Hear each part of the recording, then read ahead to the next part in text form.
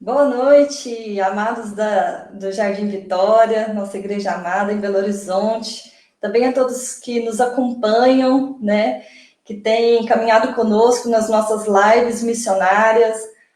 Boa noite, muito animado para vocês. Quero iniciar agora essa nossa live com um versículo que está lá no Salmos 8, versículo 1, que diz assim: Ó Senhor, Senhor nosso, quão magnífico em toda a terra é o teu nome, pois expuseste nos céus a tua majestade. Nosso Deus majestoso, que ele seja louvado e bendito essa noite, que nossas vidas sejam edificadas, porque nós vamos receber um missionário muito experiente, um missionário muito querido, um missionário que tem feito um trabalho assim admirável entre os uruguaios, e eu quero convidá-lo aqui a se juntar a nós nesse momento. É o pastor Maurício Rolim.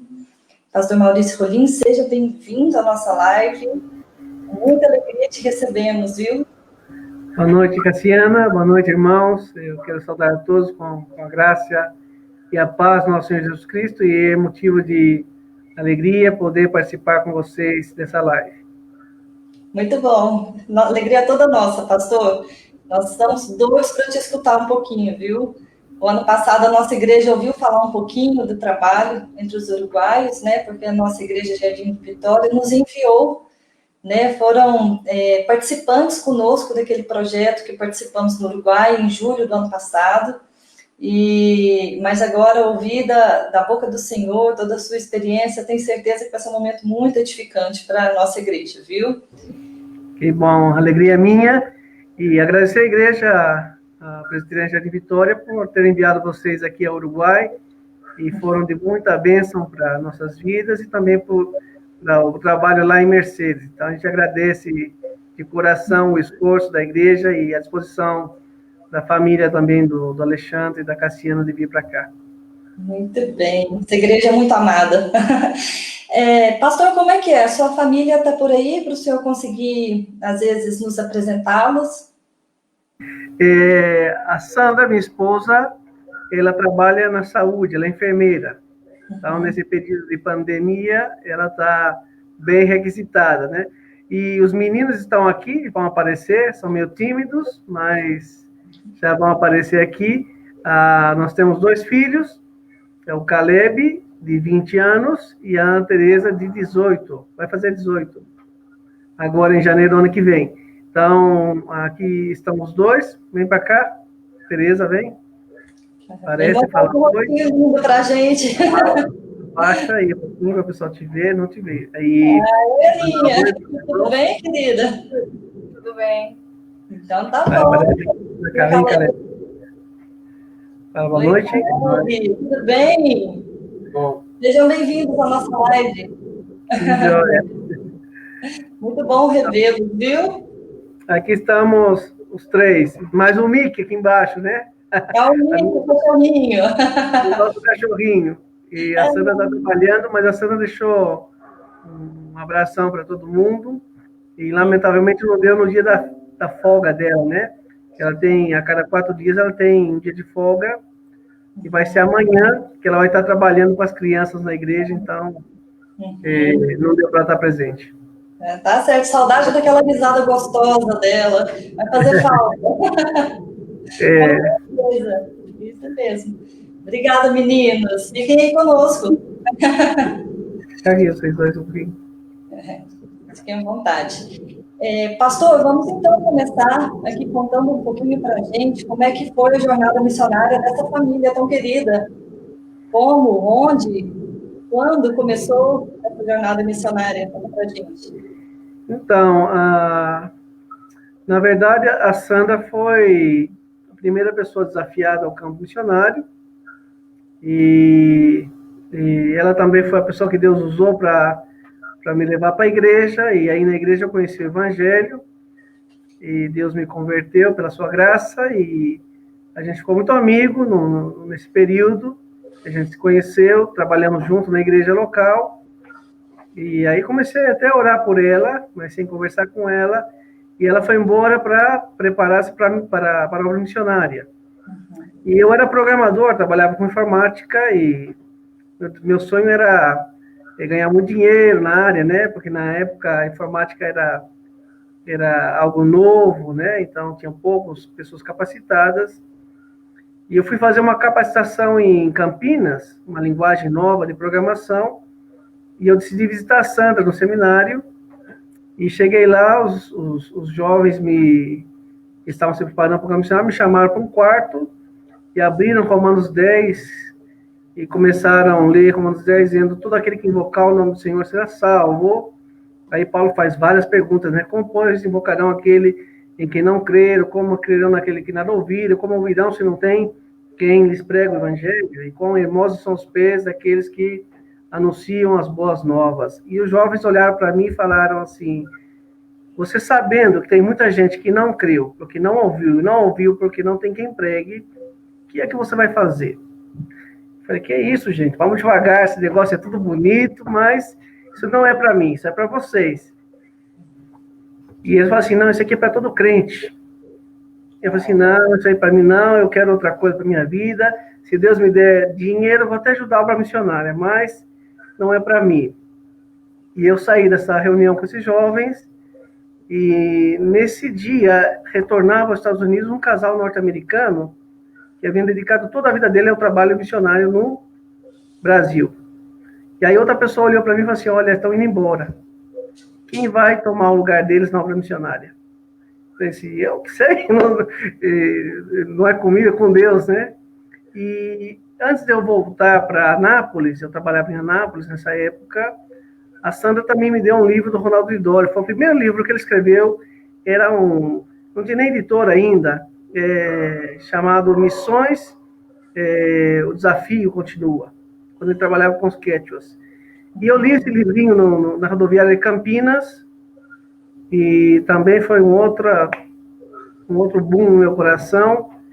E 12 horas de viagem até Anápolis, Deus foi falando no meu coração e que essa obra é para todo crente. Então eu falei para Deus: Senhor, se é a tua vontade, eu quero fazer a tua vontade. E Deus foi guiando, e um ano depois eu estava já me preparando para o campo missionário. E nesse período eu conversei com a Sandra, chamei a Sandra para ser minha noiva, para a gente casar, e ela aceitou.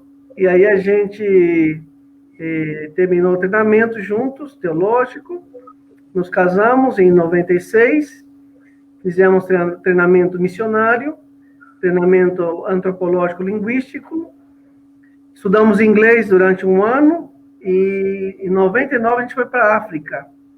E nós recebemos um desafio muito grande para o continente africano, e orando pela África, nós descobrimos um país chamado Guiné-Conakry, que é uma ex-colônia francesa, que era o país da África Negra menos evangelizado. E então eu falei: é nesse lugar que eu quero ir. E a Sandra, orando comigo, sentiu a mesma convicção, e compartilhando com duas jovens, também duas jovens foram desafiadas aí com a gente. Então a gente foi para o Senegal primeiro, aprender francês. Chegamos aí em 99, foi onde nasceu o Caleb. Caleb é senegalês, é africano, nasceu no ano 2000. Nós mudamos no ano 2000 para Guiné-Conakry, fizemos contato com uma etnia não alcançada, um povo chamado Bagaforé. Nunca tinha tido missionário antes. E Deus abriu as portas, eles nos aceitaram, depois de alguns contatos, e a gente foi os primeiros missionários a entrar ali. Fizemos o trabalho de análise linguística, era uma língua ágrafe, fizemos então um trabalho de grafar a língua, trabalho de gramática, para mais tarde ensiná-los a ler e escrever no seu próprio idioma e traduzir a palavra de Deus. E nesse povo, nessa aldeia, nós ficamos 7 anos. E a Sandra ficou doente, começou a ter alguns sintomas que não podia caminhar e perdia o movimento do corpo, e muita dor de cabeça. E nós pensamos: a gente vai ao Brasil, a Sandra trata da saúde, e a gente volta. Eu tinha acabado de chegar em fluência no idioma para poder ensinar publicamente na aldeia. Então, a gente falou assim, a gente vai para o Brasil, a Sandra trata a saúde e a gente volta. A gente chegou no Brasil, a gente foi de médico em médico, cada um falava uma coisa, ninguém sabia o que ela tinha, e ela tinha crises que perdia movimento, não podia parar, chegou a cair 2 vezes nesse período, e nada de saber. Depois de rodar 6 meses, um médico deu um diagnóstico dizendo que era um tipo de epilepsia parcial complexa. E aí eu fui pregar em Brasília, na Igreja Nacional, e lá tinha um médico, que era médico da UNB, especialista em neurologia. Ele tratou da Sandra um tempo, e a Sandra melhorou.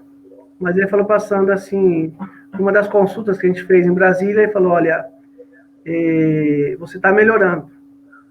Graças a Deus está melhorando, mas eu tenho uma notícia para vocês, que vocês não podem mais voltar para a África e nem para a zona de malária. Então, vocês esquecem a África. Aí a Sandra falou, o senhor está louco? O que o senhor está falando? A minha casa está lá, o nosso trabalho está lá, o senhor não pode falar isso.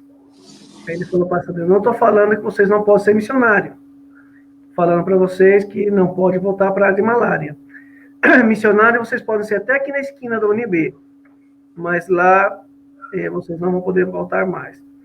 E voltamos para Nápoles, a Sandra chorou muito, lutou muito com Deus, e eu voltei para a África para entregar os trabalhos linguísticos para os missionários que continuavam lá, e para despedir do povo, e foi um ano muito difícil para nós, porque a Sandra ela ficou muito chateada com Deus, ficou muito chateada com o médico, porque ela queria voltar para o campo missionário.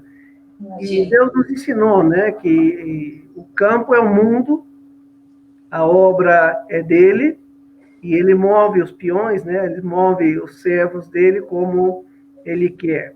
O trabalho na África continuou, e o Novo Testamento hoje já está totalmente traduzido, o Antigo Testamento já está em fase de tradução, e já existe uma igreja na aldeia. A nossa casa se transformou na escola, onde as primeiras pessoas foram alfabetizadas. Então, lá o trabalho está indo, graças a Deus, avançando, outras aldeias estão sendo alcançadas. E nesse tempo, no Brasil, a gente começou a orar e pedir direcionamento de Deus, que a gente ia fazer. E foi nesse período que apareceu para nós, então, um convite para o Uruguai. E a gente não sabia nada do Uruguai, nem onde ficava direito. E, como muitos brasileiros, a gente confundia o Uruguai com o Paraguai. E justo nesse período eu tive um problema de saúde com a vesícula, fui operado e lamentavelmente deu uma complicação, deu uma infecção interna, quase morri, fiquei muito tempo hospitalizado, e com dreno, nesse período de dreno, aí não dormia bem, ficava acordada. A Globo, que não passa muita coisa boa, nesse período passou no jornal da Globo da noite uma reportagem sobre o Uruguai. E foi toda uma semana falando sobre o Uruguai.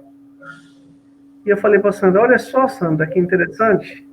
E aí, a gente considerando tanta informação que a gente não sabia. A gente começou a orar e pesquisar, reunimos como família, com os meninos, falamos, olha, Deus tem um desafio novo para a gente. O que a gente faz? Eles fazer, vamos embora.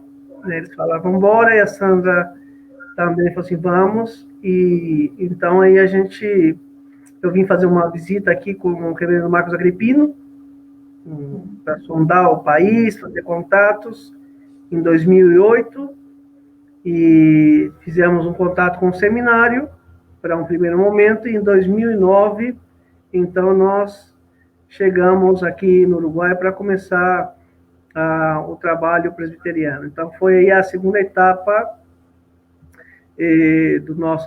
da nossa jornada na obra missionária. Desde 99 até 2009, quando nós chegamos aqui no Uruguai.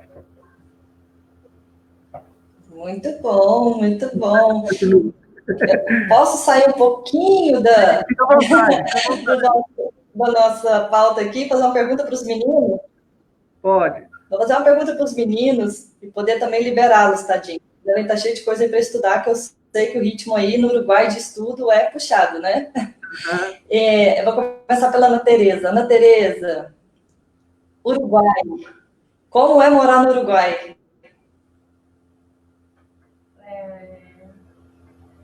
Assim, Pode falar em espanhol se quiser, tá bom? O pastor vai ajudando. Não, eu tento fazer em português. Assim, é muito legal. Eu gosto. Acho que eu te Mas... encontrinha. Hã? O seu sotaque. Eu gosto da cultura, eu me sinto identificada e para mim é bom, assim, como eu me senti identificada desde pequena, eu sinto como se fosse a minha cultura. Então, para mim é muito legal e eu tenho meus amigos só são daqui, então assim, é mais país para mim do que o Brasil, né?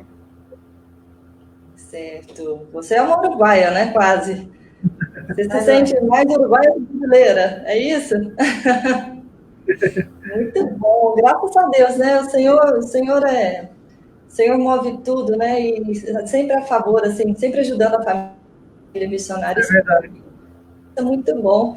E, Calé, conta pra gente um pouquinho como são os uruguaios, por favor. É o seguinte, a maioria é tradicional, meio frio.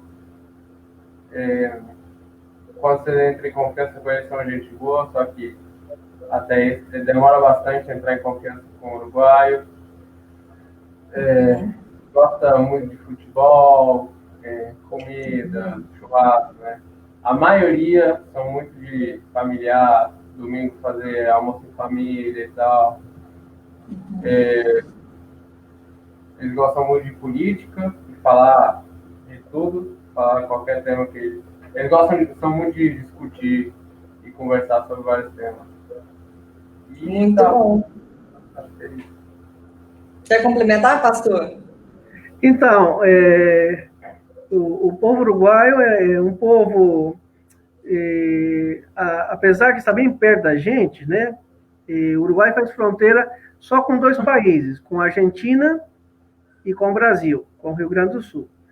Não faz fronteira com o Paraguai, né? Para a gente ver que não tem nada que ver uma coisa com a outra. Mas apesar de estar tão perto da gente, tem diferenças enormes culturais entre nós e eles, né? Já tem um idioma que é diferente, que é o espanhol, e como o Caleb passava, é um povo bem europeu, é uma cultura bem europeia. E então a gente, quando chega aqui, a gente nota que eles são um povo mais, a gente diria frio, porque a gente compara com o caloroso do brasileiro, né? Então esse choque cultural que você chega num lugar onde todo mundo fala bom dia e olá e aquela coisa, e aqui cada um na sua, né? Então, assim, nesse primeiro contato, eles são mais introvertidos, eles são desconfiados, e somente depois que você faz uma amizade com eles é que eles abrem de a pouquinho vão abrindo para vocês. Uma vez que você ganha confiança, você tem uma boa amizade com o Uruguai.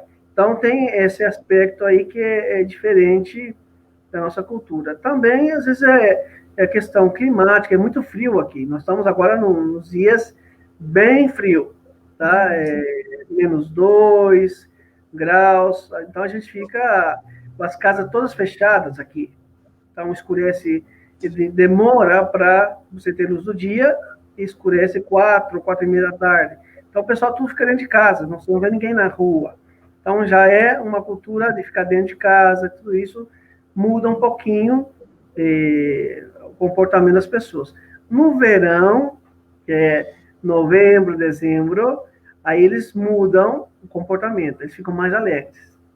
Aí eles saem para a rua, aí muda um pouquinho a situação. Então você vê essa dinâmica também, que o clima influencia um pouco no temperamento deles. Mas, assim, é um povo que gosta muito do brasileiro. O brasileiro é querido pelo uruguaio, como se eu falei, futebol aqui é uma paixão nacional, e eles têm a glória de ter ganhado no Brasil, no Maracanã, em 50. Então, essa é a coisa que sabe.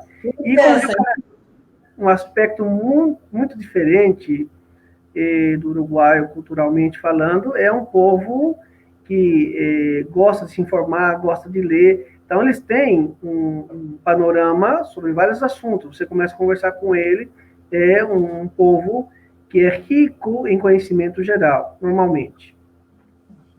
Muito bom. Agradecer a presença dos meninos, a participação, viu? Obrigada, meninos. Acho que eu joguei vocês numa fria.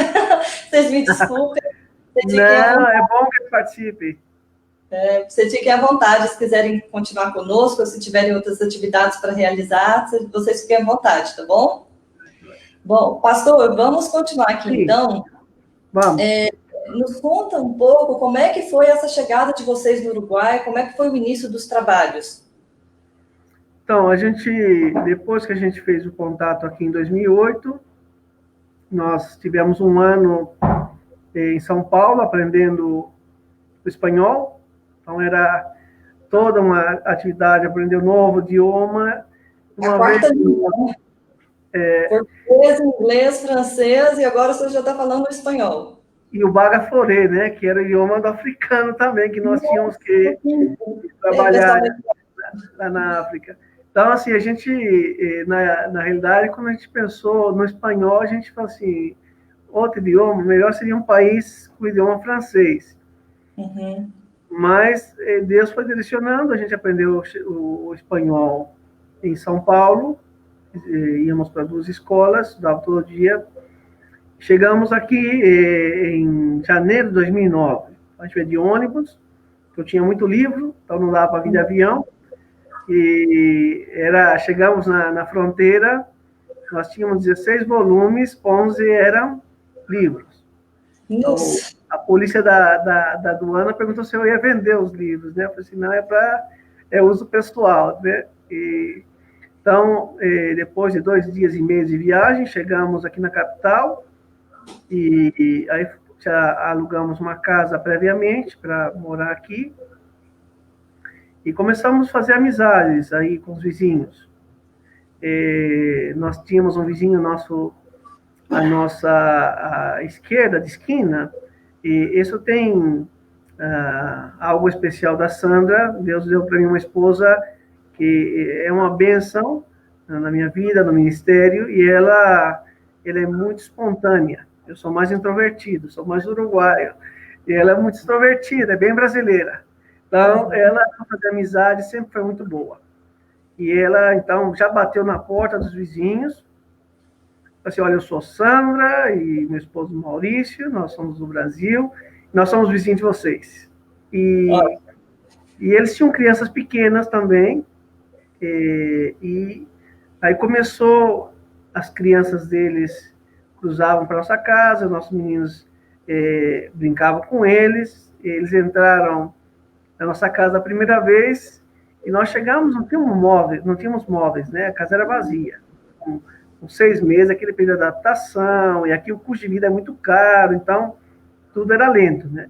Então eles entraram na casa, olharam tudo vazio, eles falaram assim, vocês estão chegando ou estão saindo? Estão chegando e tal. E aí eles perguntaram, vocês fazem o que da vida? Aí nós falamos assim, olha, nós somos missionários. Aí já fechou a porta. Já ficaram receosos com a gente. E porque uma das razões culturalmente, é um povo resistente ao evangelho. E segundo, que eles têm um preconceito muito grande também devido à Igreja Universal. Então, brasileiro, missionário, relaciona diretamente com a Universal. Mas foram conhecendo a gente, a amizade, e gostaram muito de nós. Mas, num determinado momento, eles falaram, olha, eu quero a amizade de vocês, eu não quero a fé de vocês. Eu não creio em Deus, eu sou agnóstico, eu creio na evolução, então, eu gosto muito de vocês, mas só amizade.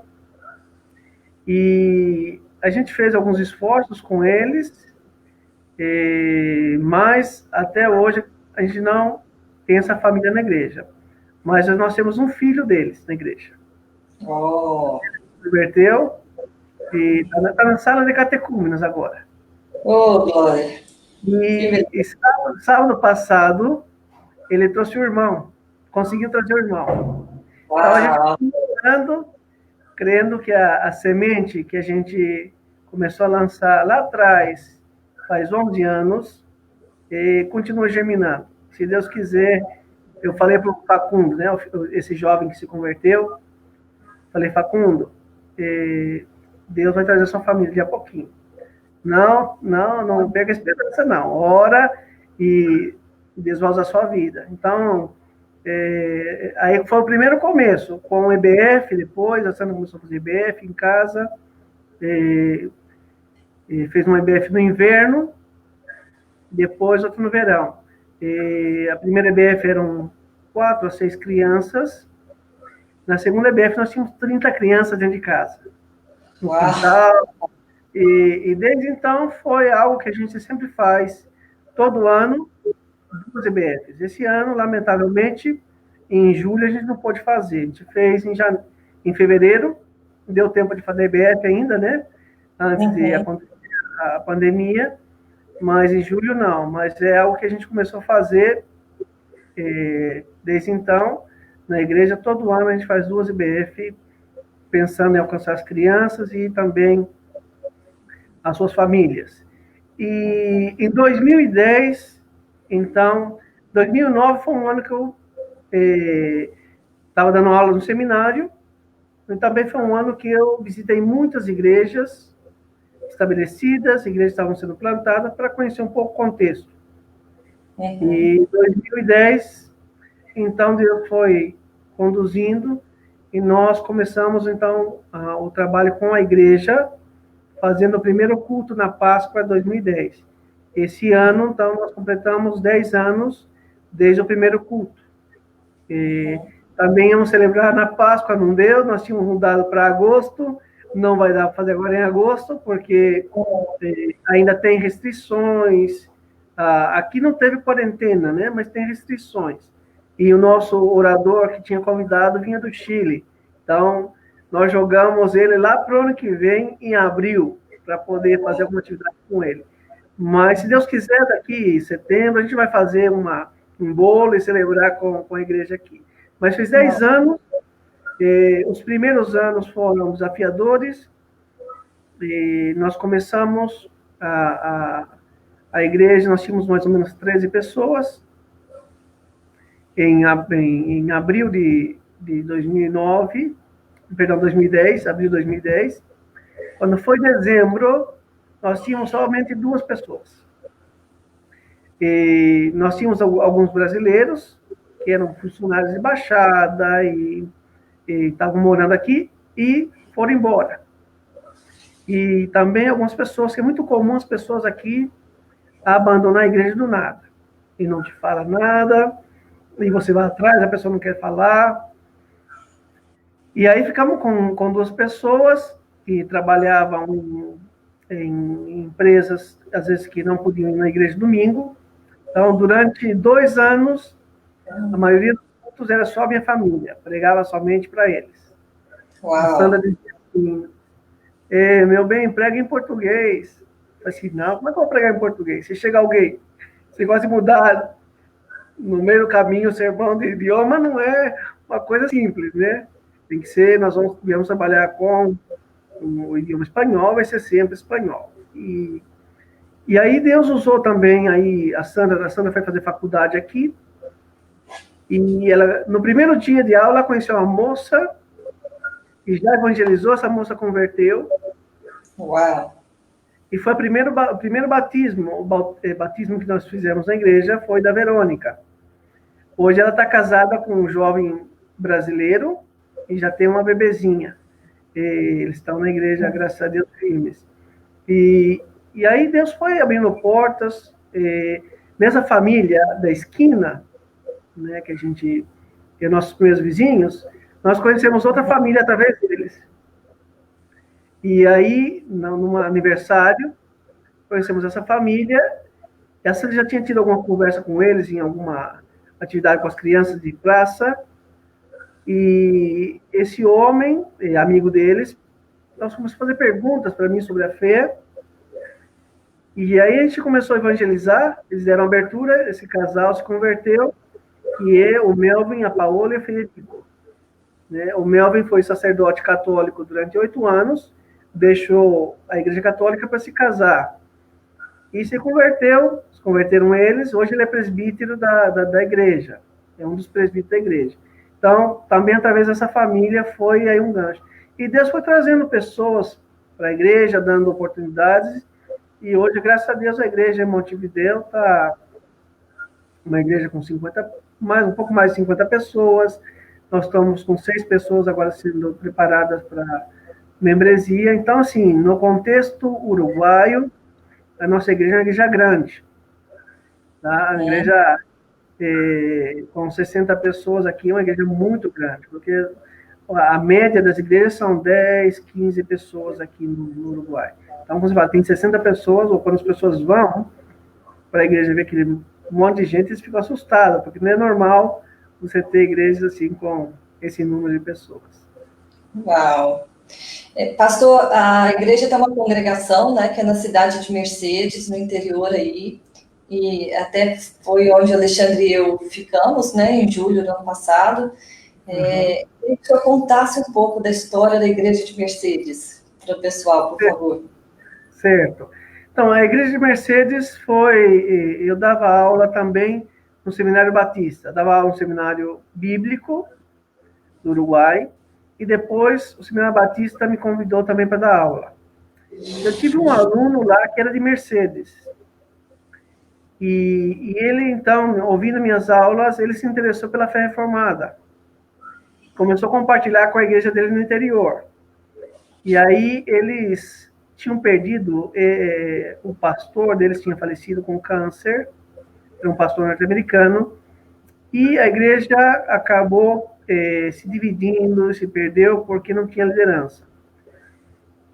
Mas antes mesmo de falecer o pastor, a igreja tinha interesse em conhecer mais sobre a fé reformada. Eles perguntaram se eu não poderia ir lá ensiná-los. Só que nessa época eu não tinha carro. Então, não tinha carro, tinha o trabalho com a igreja, os 2 seminários, e são 280 quilômetros para ir, 280 para voltar. Então, eu falei assim, olha, lamentavelmente, eu não tenho as condições de ir agora. A vontade está, o desejo de ir está, mas as condições não me permitem. E então, passaram 1 ano e meio, eles não se esqueceram, voltaram a convidar. Só que nesse período, Deus supriu um carro para nós. E aí eu falei assim, agora não tenho mais desculpa dizer que eu não posso ir porque não tenho locomoção. Então eu fui para conhecer, juntaram lá, eram mais ou menos aí umas 14 pessoas, o grupo inicial, e eu comecei a ensiná-los. Eu falei assim, a gente quer que você ensine para a gente sobre a fé reformada, sobre o que é o presbiterianismo.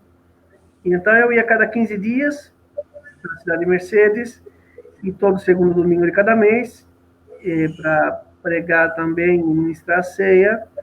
E depois de mais ou menos aí 6, 7 meses de tudo, esse pessoal fala assim, olha, se a gente tivesse aprendido essas verdades da palavra de Deus, a gente não tinha sofrido tanto como crente na igreja anterior.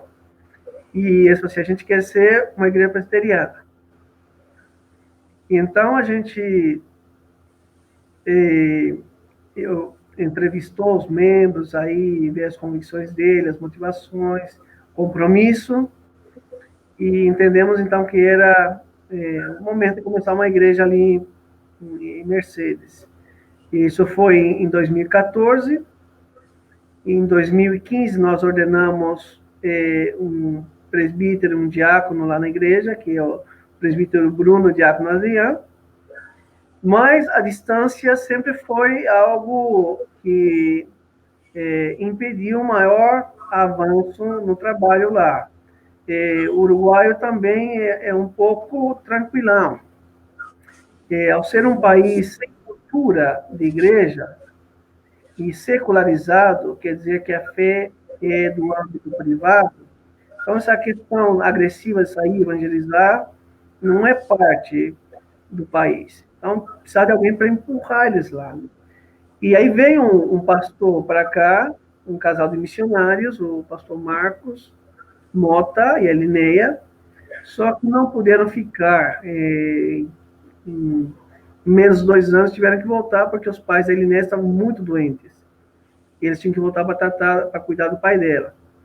Então, aí acabou ficando lá o trabalho outra vez sem missionários. Eu voltei a assistir o trabalho nesse período, indo uma vez cada domingo, segundo domingo, e entre semana, segundo as necessidades. Então, é um trabalho que nós temos um bom local, o Alexandre, a Cassiana e os meninos ficaram lá. Eu creio, pessoalmente, que é uma cidade que tem muitas oportunidades para crescer a igreja ali, mas precisamos de um obreiro no local, uma pessoa que possa caminhar com eles, para eles ganharem também essa cultura de igreja, essa visão de sair, evangelizar, doutrinariamente uma igreja muito firme. Você conversa com os irmãos, você pode tratar de temas com eles da palavra de Deus, eles têm muito conhecimento, mas falta essa intrepidez, essa ousadia de sair para a rua, evangelizar. A gente tem movido, né? Mas ao estar longe é mais limitado. Então, assim, é uma igreja que nós temos, nesse período, se converteu uma senhora, a irmã Marita, depois a Judite, e depois o restante crescimento é por filhos, né? Os casais começaram a ter filhos, a igreja está crescendo também. Todo mundo ali, né? É uma vez também. Isso é bom mesmo. É uma história bem curiosa, né? Essa história de Mercedes. É bem bonita essa história. Pastor, o senhor começou a falar um pouquinho sobre a dificuldade da evangelização no país. Eu gostaria que o senhor contasse um pouco mais para a gente sobre como funciona o evangelismo no Uruguai. Certo. O Uruguai é um país muito bom, muito bonito, um país, na nossa região, um país com melhor qualidade de vida. Tá? Agora, é um país que, desde de sua independência, foi tomando algumas formas diferentes de outros países. Por exemplo, foi o primeiro país a romper com a Igreja Católica. E o Uruguai importou toda a ideologia, a idiosincrásia francesa para esse país.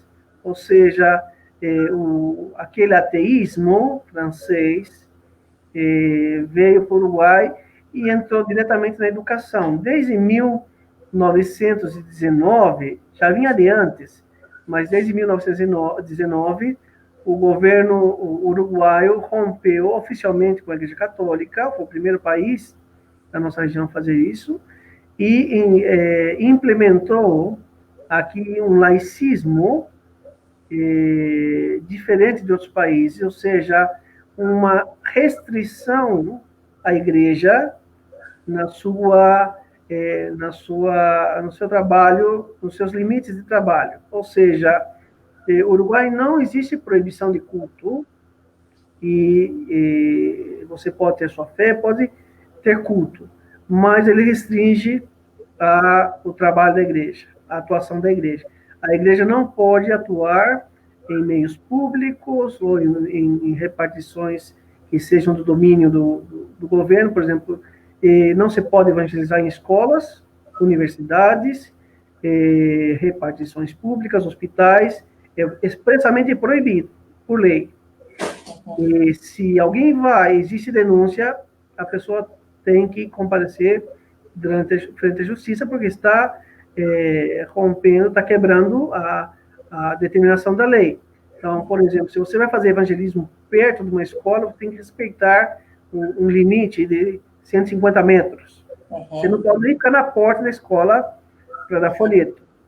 Então, são mais de 100 anos dizendo para as crianças que Deus não existe, que a Bíblia é um livro de conto, como um livro de conto das fadas. Tá? Então, depois de 100 anos, você inculcando isso na cabeça das crianças, o país se converteu em um país totalmente anti-Deus. Então, para o uruguaio, a palavra Deus é uma palavra totalmente fora do seu vocabulário. No Brasil, Deus faz parte do vocabulário brasileiro todo o tempo. Você fala para o brasileiro, como é que você está? Tudo bem? Tudo bem, graças a Deus. Ah, tá, vou embora, tchau, Deus te abençoe. Então, Deus a gente vê notícias no Brasil, né? Aconteceu uma desgraça, inundação, ou deslizamento, e as pessoas falam na televisão, olha, a gente perdeu tudo, mas graças a Deus a gente pode sair, e se Deus quiser a gente vai. Aqui você pergunta para a pessoa assim, olá, bom dia, como estás? A pessoa fala assim, por suerte, estou bem. Então, que a pessoa fala, tudo bem, graças a Deus, é muito difícil. Tá? É um em cada 1000 você vai encontrar. Então, isso vem lá de trás, dessa cultura, desse laicismo implantado, importado da França, e que fez parte da vida deles. Então, eles tiraram Deus da vida deles e trouxe várias consequências, né? Um país que sofre duramente por essa realidade. Quando você tira Deus da vida da pessoa, não sobra nada. Okay? Então, a gente vê que o Brasil, as pessoas, ainda que não sejam crentes, ao ter certo temor de Deus, elas têm uma certa esperança, alguma expectativa de que alguma coisa possa melhorar na vida deles. Agora, você tira Deus da sua vida, não sobra nada. Então, índice de depressão é o maior da nossa região. Índice de suicídio é um dos maiores no mundo. Uau! Aqui tem suicídio, nesse período de pandemia, duplicou o número de suicídio em relação a anos anteriores, que já era altíssimo. Então, a pessoa bate no desespero. Então, é muito comum, a Sandra trabalha no hospital, pessoas que se cortam, tá? Ou que tomam veneno, ou que se enforcam. É uma situação muito triste, mas que é parte da realidade deles. Mas de onde vem isso? De um povo que não tem a presença de Deus, uma expectativa de encontrar esperança em Deus. Então, essa é um pouco a realidade. Então, quando você chega para falar do Evangelho no Uruguai, no primeiro momento, se você falar Deus, você fecha a porta. Ele fala assim, não quero ouvir, terminou a conversa. Então, não é o melhor meio, muitas vezes, o evangelismo de impacto, que a gente chama, né? Você não é o melhor método, ainda que Deus, soberanamente, ele usa todos os métodos. Sim. Então, a gente já fez trabalho de impacto, e a gente trata de fazer algumas vezes, porque a gente crê na soberania de Deus. Mas a gente já sabe que quando a gente vai fazer trabalho de evangelismo de rua, de impacto, já sabe o que vai enfrentar. Eu levo meus alunos do seminário para fazer evangelismo uruguaios, fazer evangelismo na rua. Eles voltam desanimados, assim, pastor, não tem jeito para o nosso povo, não. Então, eu mostro para eles a soberania de Deus, os propósitos de Deus, e eles, então, se enchem de esperança para continuar evangelizando. Mas realmente, esse primeiro contato, ele é chocante, quando a pessoa te rejeita, e às vezes te fala mal, porque você quer dar um folheto, ou você trata de falar acerca de Deus para a pessoa.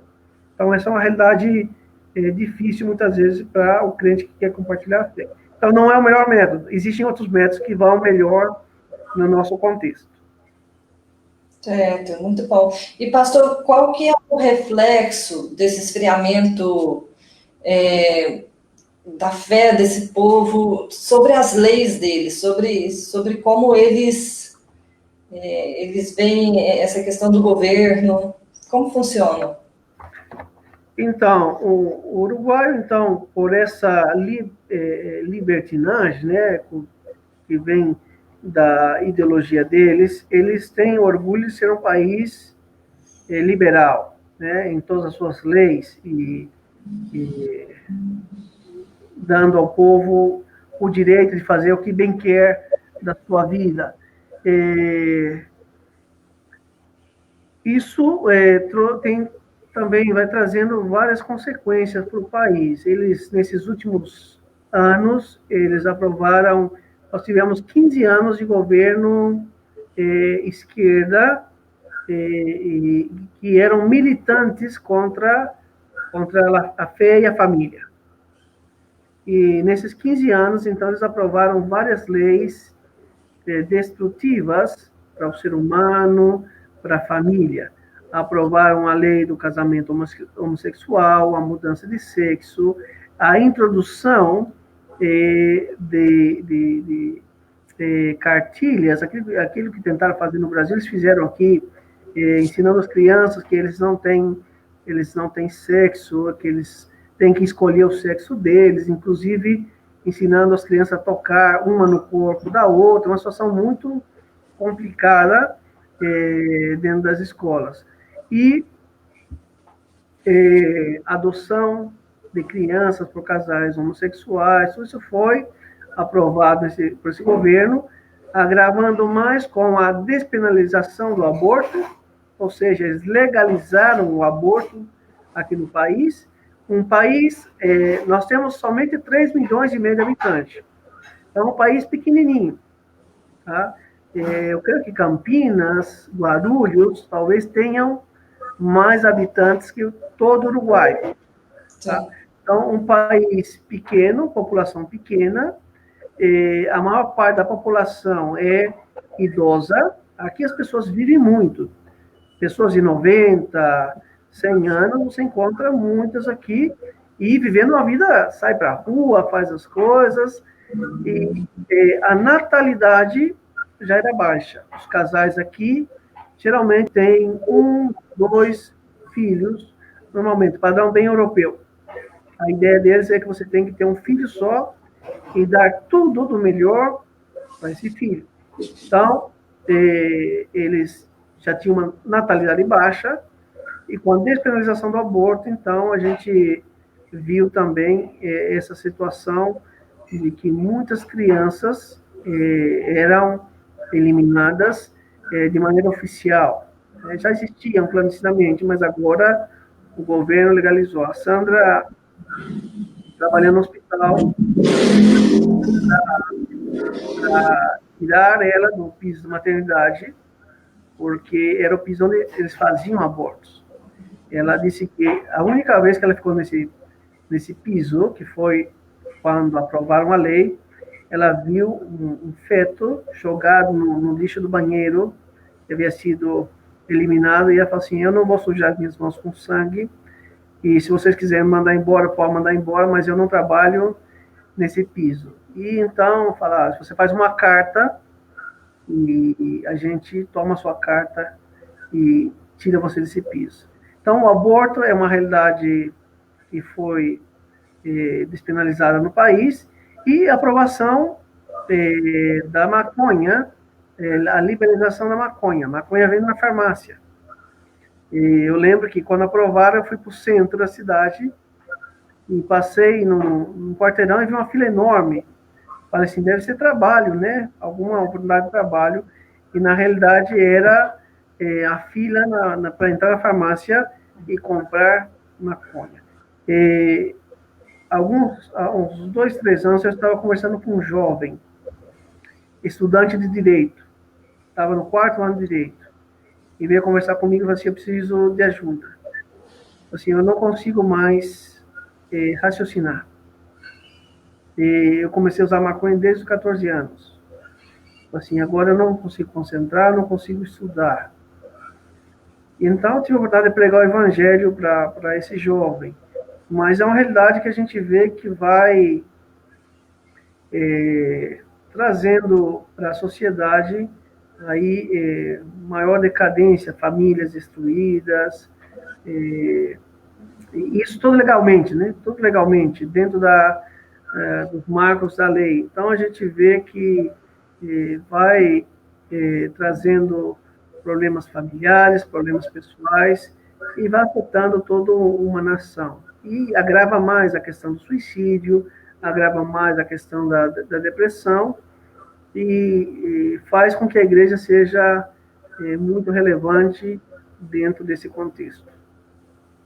É verdade, é verdade. E, pastor, o senhor já expôs para a gente aqui um pouquinho de como tem sido o trabalho. Conta para a gente quais são os sonhos para esse trabalho, sonhos para o Uruguai. Certo. Então, nós estamos aqui, a IPB completou, 2 dias atrás, 161 anos. Nós completamos 10 anos. São os primeiros passos da Igreja Presbiteriana no Uruguai. O presbiterianismo, lamentavelmente, não chegou no Uruguai antes, porque onde o presbiterianismo chegou foi um grande instrumento nas mãos de Deus para abençoar esses países. E estamos dando os primeiros passos, temos a nossa igreja na capital, a nossa congregação no interior. Nosso sonho a curto prazo é um pastor que possa trabalhar na igreja de Mercedes, para que a gente possa organizar a igreja de Mercedes, ter ali já um trabalho que possa caminhar. Nós temos a curto prazo também o desejo de abrir 2 novos trabalhos aqui na Grande Montevidéu. Nós temos 2 cidades que fazem parte da capital, da parte metropolitana, Ciudad de la Costa e Las Piedras. Já temos famílias na Ciudad de la Costa que viajam aí 40 quilômetros todo domingo para assistir o culto. Então, nosso desejo seria plantar 2 igrejas nessas 2 cidades e com essas 4 igrejas poder organizar o primeiro presbitério no país. Então, nós estamos orando por novos obreiros para que a gente possa continuar caminhando a curto prazo. E mais a médio e a longo prazo, nosso desejo seria plantar uma igreja em cada departamento. O Uruguai tem 19 departamentos, que seriam como estados no Brasil. É um país pequeno, em 5 horas você cruza todo o país. É um país menor que o Rio Grande do Sul. Então, são 19 departamentos. Se a gente conseguir plantar uma igreja em cada departamento, seriam 19 igrejas. Dá para plantar muito mais. Tá? Mas o desejo seria, pelo menos, a gente poder ter 19 igrejas bem fortes em cada departamento, para a gente poder ter uma igreja atuante, que possa transformar essa sociedade. O nosso desejo é também estabelecer escola. A gente sabe que a escola do governo, com essa política que eles têm, não vai introduzir o conceito de Deus, e uma escola cristã pode fazer. Então, a gente gostaria também, a longo prazo, ter uma escola que possa transmitir uma cosmovisão cristã para essas famílias, crianças que serão formadas, para também estabelecendo uma nova maneira de pensar na sociedade, e uma igreja missionária. A gente já, algo que a gente desde o começo tem trabalhado, que a igreja tem que influenciar tanto perto quanto longe. A igreja é chamada para abençoar os que estão perto e os que estão longe. E, graças a Deus, nossa igreja aqui tem participado de sustento de 2 missionários, uma missionária na Guiné-Conakry, que tem 70 crianças. A igreja tem o privilégio de apoiá-las com $150 todo mês. Uau. E um jovem casal que trabalha no Quirguistão com muçulmanos, e também a esse casal mais recente, a igreja tem apoiado com $50. Então, não é ainda mais o trabalho de Mercedes que a gente tem apoiado, não é muito, mas o desejo nosso é crescer, poder apoiar outros trabalhos missionários, e, se Deus quiser, em algum momento enviar missionários uruguaios, presbiterianos também, a outras partes. Amém, muito bom. Vamos, então, convocar a igreja para orar por isso, né? Por novos obreiros para o Uruguai, que realmente parece que a questão toda está esbarrando nisso, né? Está faltando gente para trabalhar no Uruguai, está faltando o brasileiro realmente abrir os olhos para esse vizinho que um dia já foi povo com a gente, né? Já fomos um só povo, mas que são tão diferentes e que estão precisando tanto de um olhar cuidadoso nosso, né? É realmente muito enriquecedor conversar com o senhor, reconhecer um pouco mais dessa cultura, né? E do que vocês têm enfrentado aí. Uma forma da igreja, então, apoiá-los, seria orando, né? Por novos obreiros, também sustentando esse trabalho, né? Com recursos financeiros e também doando as férias, quem sabe, né? Exato, a curto prazo. Isso, tenho certeza que trabalho aí não está faltando, né? Inclusive, Cassiana, eu tenho desafiado jovens, às vezes, que querem fazer uma faculdade. No Uruguai, as faculdades não têm vestibular. Uhum. Tá? Então, às vezes, o cara... Agora, você tem que morar 3 anos aqui para poder ter esse benefício, né? Chegar e fazer. Às vezes, a pessoa gasta 5, 6 anos no vestibular para medicina. Então, fica 3 anos aqui servindo junto à igreja e espera esse tempo, ganha espanhol já, e depois pode fazer uma faculdade aqui, quem sabe já casa, já fica por aqui, ajudando a igreja. Mas é uma oportunidade boa também para muitos jovens, às vezes, que eu sei que no Brasil facilitou muito, mas às vezes estudar em outro país é uma boa oportunidade. Então, jovens que queiram servir ao Senhor, que sejam comprometidos, que queiram crescer, as portas aqui estão abertas também para recebê-los. Muito bom, pastor.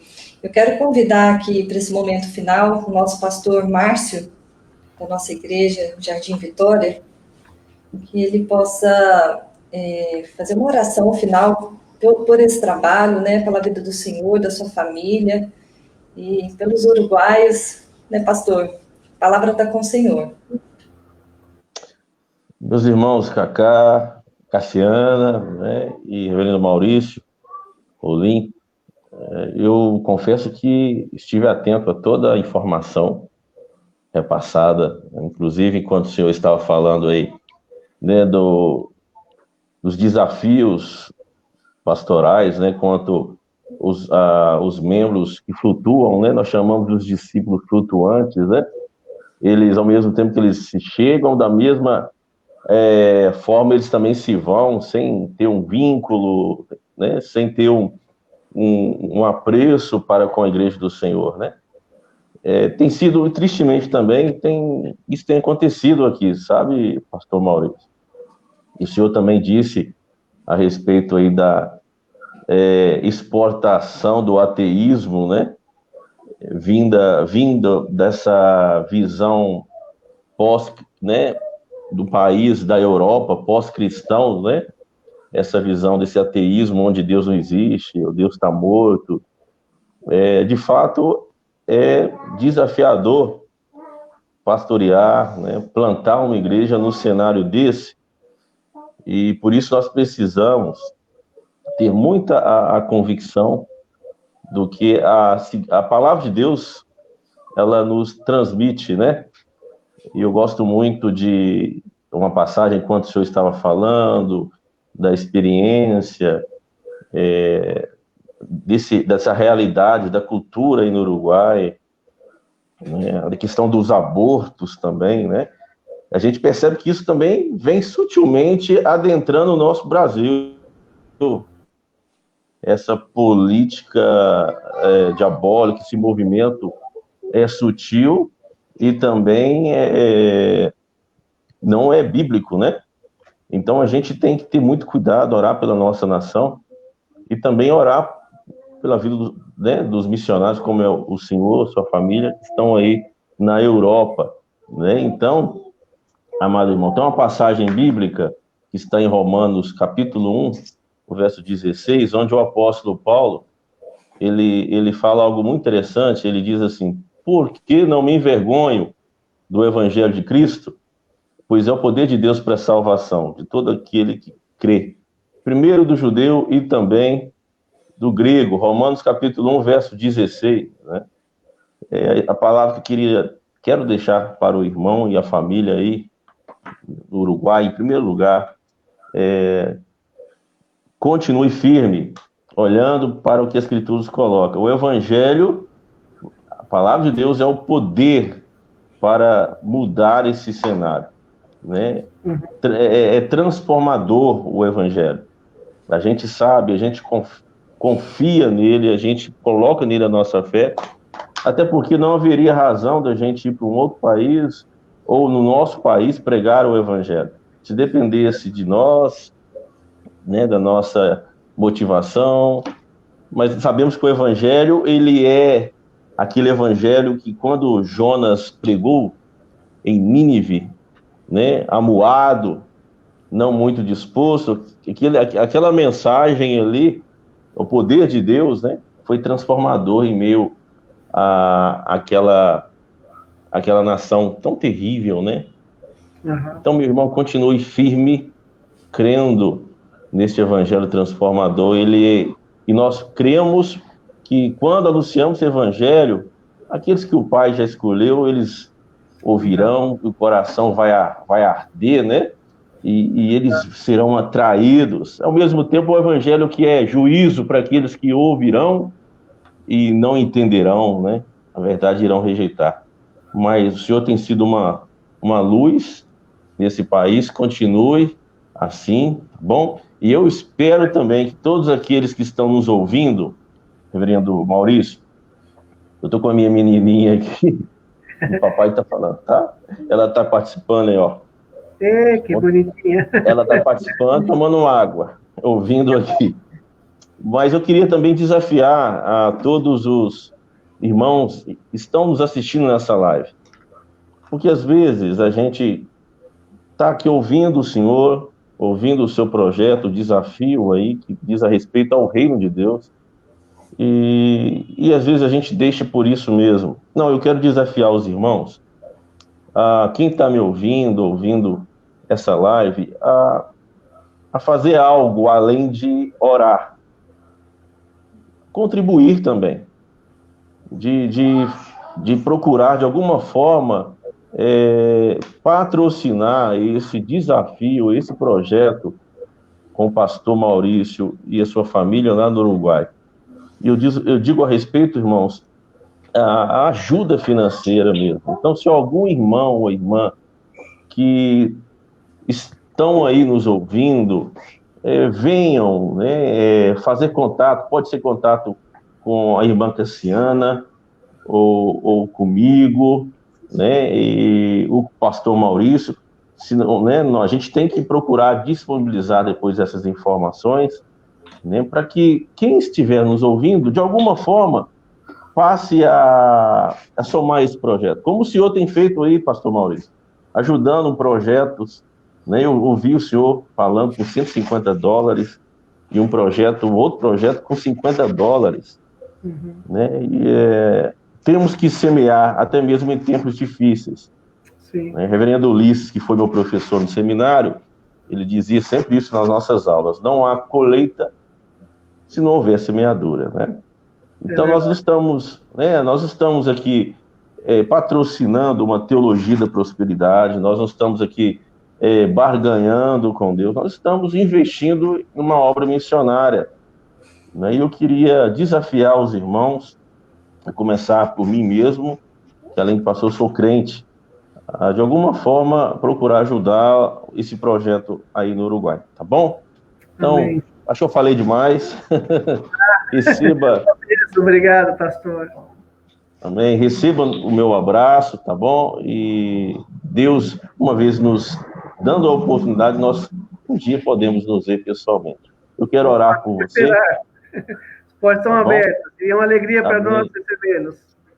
Amém. E eu quero orar, então, encerrando esse momento. Eu passo a palavra em seguida para a nossa querida irmã Cassiana, tá bom? Vamos orar? Bendito Deus, nós cremos que as nossas vidas foram chamadas, foram escolhidas pelo Senhor com um propósito. Este propósito, Pai, é anunciar a tua salvação. Anunciar que o Senhor é real, que o Senhor existe e que o Senhor, Pai, pode nos dar aquela paz que o mundo não nos dá e ainda de nos reconciliar novamente com o Senhor, por meio do teu evangelho, por meio de Cristo Jesus. E minha oração, por favor, a este pastor e a sua família, é que o teu bendito Espírito Santo continue a fortalecê-los em todas as áreas que eles carecem, Pai, de cuidado, tanto na parte de vestimenta, como na parte de alimentação, na parte financeira. O Senhor conhece cada necessidade deles. E que o Senhor mova, Pai, se for necessário, irmãos e irmãs, para que, de alguma forma, venham ajudá-los, venham abraçar também esse projeto que tem sido, Pai, uma porta para alcançar os teus eleitos ali no Uruguai. Obrigado, Pai, por tomar conhecimento, de ouvir mais uma informação preciosa de um campo e de uma família missionária que tem servido ao Senhor com as suas vidas. Continue, Deus, a abençoar essa família do pastor Maurício e que nada falte a eles. Que nunca falte também, Pai, a certeza de que o Senhor tem cuidado deles e de que a permanência deles ali no Uruguai não é vão. É uma permanência que o Senhor estabeleceu para expressar ali a tua glória, a tua grandeza. A oração, Pai, que nós fazemos ao Senhor na noite de hoje, que seja com essa família, seja também com esse projeto para a glória do teu nome, Pai, em nome de Jesus. Amém. Amém. Amém. Obrigada, pastor Maurício. Obrigada, família. Viu? Um abraço a todos. Fiquem com Eu que Deus. agradeço. Um abraço ao Alexandre e aos meninos. Tá? E muito obrigado pela oportunidade. Uma bênção poder estar com os irmãos e que Deus continue abençoando a igreja presbiteriana aí no Jardim Vitória. Também continue crescendo e seja um instrumento precioso nas mãos de Deus, tanto para abençoar essa região como outras partes do mundo. Que Deus os abençoe ricamente. Amém. Obrigada a todos também que estiveram conosco. Mas daqui a alguns dias teremos uma próxima live missionária com missionários do Peru. Deus abençoe a todos. Um abraço. Tchau, tchau.